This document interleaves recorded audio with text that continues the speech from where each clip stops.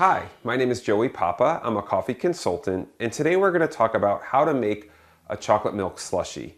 Now, if your kids are getting tired of drinking chocolate milk, or you're getting tired of drinking chocolate milk, you can make a chocolate milk slushy in order to diversify your chocolate milk intake.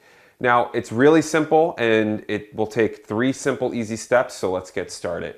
First, we're going to take some milk. You could use whole milk, non-fat milk, whatever you prefer. And we're going to take a half a cup of that milk and add it to our blender.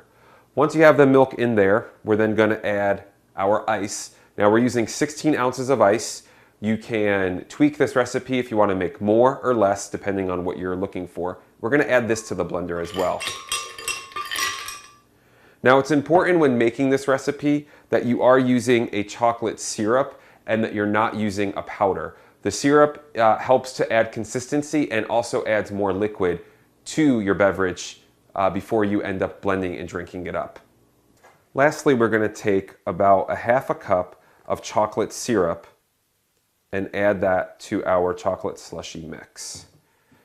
Once you got all of those ingredients in your blender, we're then going to put the top on and we're going to turn the blender on high.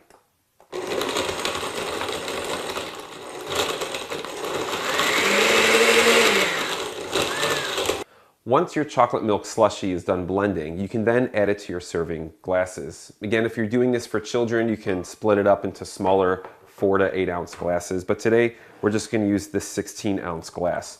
Pour it in there. You can top it off with a little chocolate drizzle if you so desire for a little decoration, or you can just serve it as is. Either way is fine.